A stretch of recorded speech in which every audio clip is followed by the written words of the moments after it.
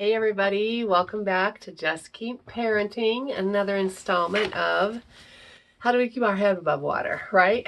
Um, Parenting is hard, caregiving to children is hard, and that's what I'm here for, is just to kind of remind us that we can do hard things and that they're sometimes if we just tweak things a little bit, it can make things easier for children and it can make things easier for us, right? So we have started in chapter 9 of Easy to Love, Difficult to Discipline. And so we're talking about helping children with consequences rather than punishments and rewards. I think it's important to mention that the reason that we use punishments and rewards is it's quick. It's a quick fix, right? And the short term research tells us that it does get children to stop what they're doing or get children to do something that we want them to do. But the longitudinal effects, right? If you look at that research, is it doesn't help children develop an inner compass, a moral compass, as well as develop resilience, and they develop this dependency on somebody else for their moral judgments, right? And so we want to help them be lifelong learners and givers, right? And citizens. We want them to be good citizens. And so, anyway, we're going to talk today about learning from those mistakes, right? Because last week, we talked about helping children learn from their mistakes. And that's what consequences do, right? Punishments and rewards tend to make children afraid of the situation and sometimes of the people who are giving those punishments and rewards. And so we're going to talk a little bit more today about learning from our mistakes, right? So the first question that I think it's important to ask ourselves is, do we embrace mistakes as learning opportunities, right? How do we think about that? What is your moral compass? What does your inner self say? Do you embrace mistakes as learning opportunities? I think back to, if we can go back to the last mistake that maybe we perceived to ourselves to have made, right? How did we approach it? There's usually two ways to approach it. The first one is, oh, I made a mistake. What can I learn from this? How can I improve, right? Or the other side is our mind tends to work on our worthlessness, right? I am so horrible. This totally is my fault. How could I have done this, right? How could they have done this to me, right? The rottenness of others. So this concept connects back to our earlier videos about positive and negative intent, right? And so how did we learn these negative and positive inner dialogues that we all have, that we all use every day, right? Those inner dialogues that's kind of like a CD-ROM that just keep, going over and over, and we reach back into it and pull it out again. I'm so stupid. I can't believe I did that, right? Rather than, oh my gosh, Dory, this is another learning mistake, right?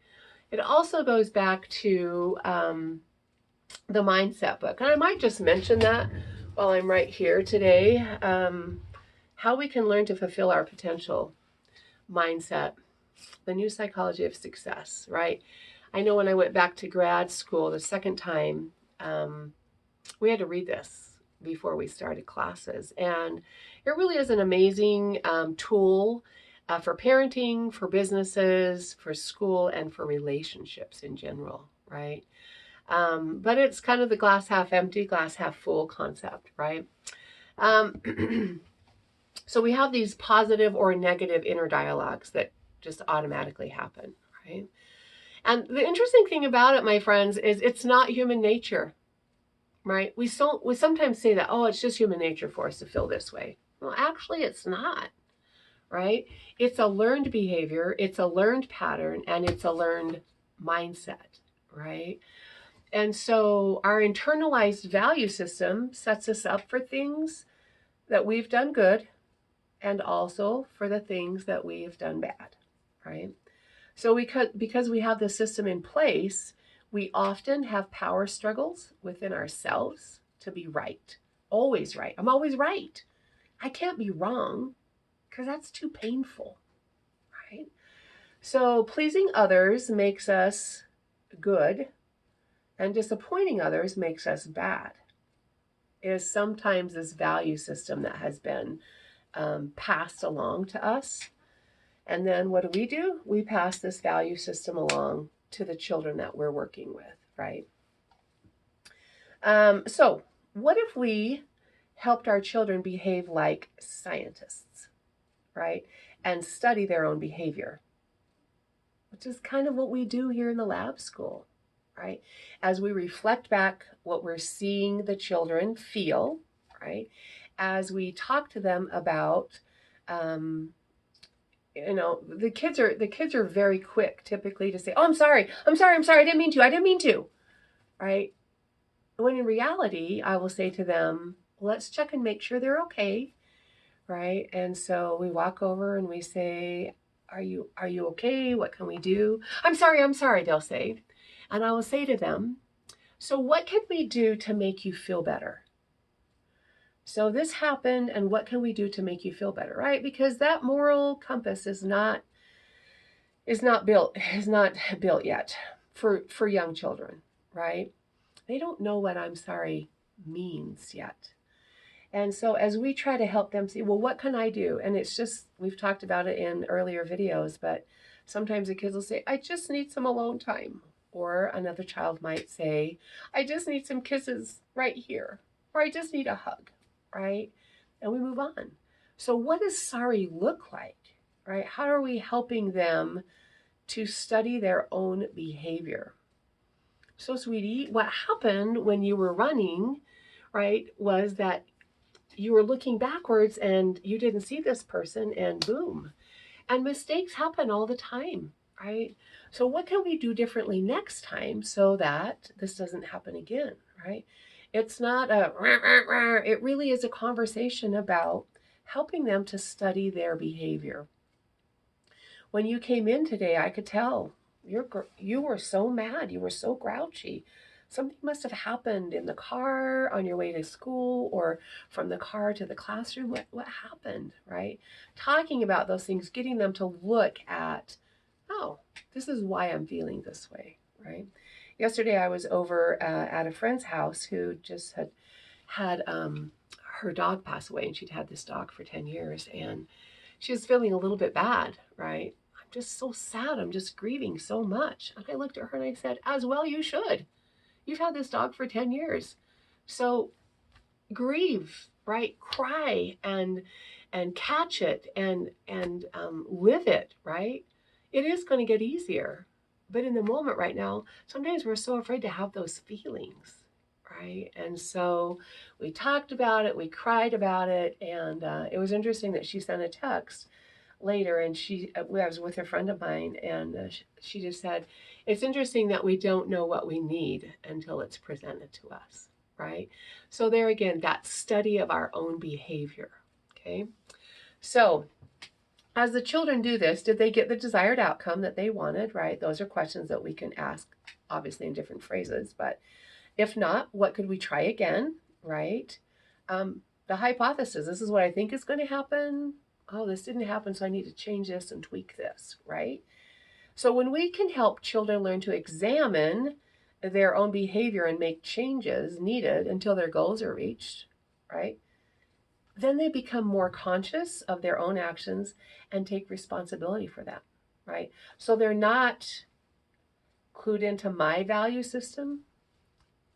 I like to think my value system isn't a bad system, right?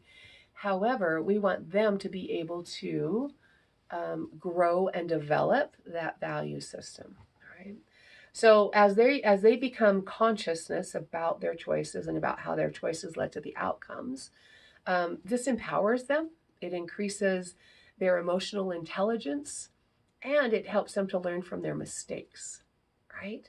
Rather than mistakes being a bad thing, I'm learning from this. What am I going to change differently next time, right? So one of the things that we do in the classroom is we talk about hard things, right? We can do hard things because many times 4-year-olds, some of them are easy to give up, right? So we have a lesson, a chat about we can do hard things, right? And so it gives us 6 different things that we can do. And the first one up here is called take a break. The second one is practice a lot. The third one is watch somebody else do it, right? We can sit there and watch and learn and see what's happening. And then down here we have imagine yourself trying it, right? Asking for help over here and trying it a new way. So many times when I think of Thomas Edison, right, and the light bulbs, this is what I'm drawn to, is I wonder, obviously he couldn't watch somebody else do it, but could he watch somebody else kind of study something else, right? He practiced a lot. We know that, right? He probably took a few breaks as he got frustrated, right? He may have asked for some help. I don't know if his wife was there or somebody else, right? He did try it a new way. We do know that, right? And he probably imagined himself doing it, right? So as we work with kids and frankly, my BYU students are the same way, right? They still need some guidance, especially those who maybe don't have the emotional resilience, right, as others. So as we look about this, right, last week's video about consequences, punishments and rewards lie on judgments, and consequences rely on reflection. Let me say that again. So punishments and rewards rely on judgment, whereas consequences rely on reflection. So, looking back at our mindset book, right? How do I have a closed mindset? Do I have an open mindset? I wonder why this happened. What did I do that maybe might have led to this, that caused this, right? What can I do differently next time, right? So you think about that in all your life. I mean, this just isn't about children, right? This is about us doing life, right? So next week, we're going to delve into the word intention, right? Which is the key to successful consequences, right? Because our intention is giving consequence. Our intention in giving consequences determines their effectiveness. Because we can sure give some consequences that aren't very effective. So that's what we're going to be like noodling on this week, right? As we stop and we think, okay, I want the children to grow up judging, right?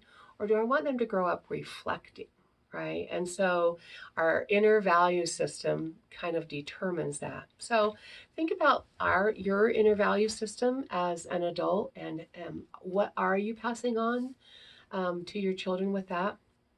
Remember, if we can notice things and speak what we're noticing, I said in our last video a few times ago, if we can speak the picture, right?